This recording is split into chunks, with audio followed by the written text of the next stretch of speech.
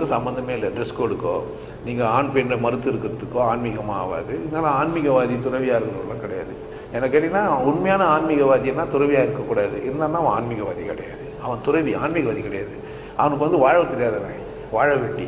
நீங்கள் வாழ வெட்டின்னு சொல்ல தெரியாமல் நீங்கள் பாட்டு அவன் ஆன்மீகவாதின்றீங்க. நீங்கள் தான் உண்மையான ஆன்மீகவாதி. எப்படி யார் அப்படின்னா, ஒரு மனைவியை கல்யாணம் பண்ணின்னு, ஒரு பெண்ணை திருமணம் பண்ணின்னு, இல்லை ஒரு ஆணை திருமணம் பண்ணின்னு, குழந்தை பெட்டியை பெற்று குடும்பத்தை வாழ வைக்கிறீங்க, 4 பேருக்கு உதவியாக இருக்கிறீங்கன்னா, உங்களை விட யார் ஆன்மீகவாதி? இதை விட யார் சிறப்பாக இருக்க முடியும்?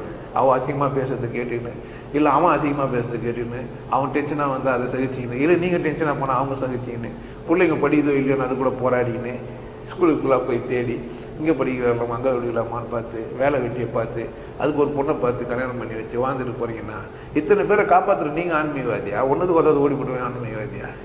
அதனால் நீங்கள் துறவி சன்னியாசிலாம் நீங்கள் ஆன்மீகவாதினா எனக்கு உள்ளுக்குள்ள ஒரே சகிச்சேன்.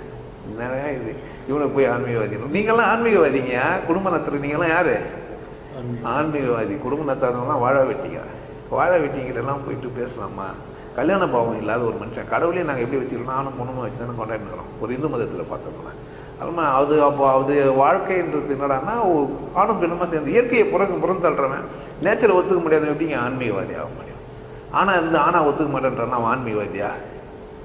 இல்லை, அலிவாதியெல்லாம் ஆன்மீகவாதின்னு சொல்லக்கூடாது. அலிவாதி கூட நம்ம தப்புன்னு சொல்ல முடியாது. அலித்தன்மை வாச்சிச்சு, அவங்க ஒன்றும் பாவம் பண்ணல.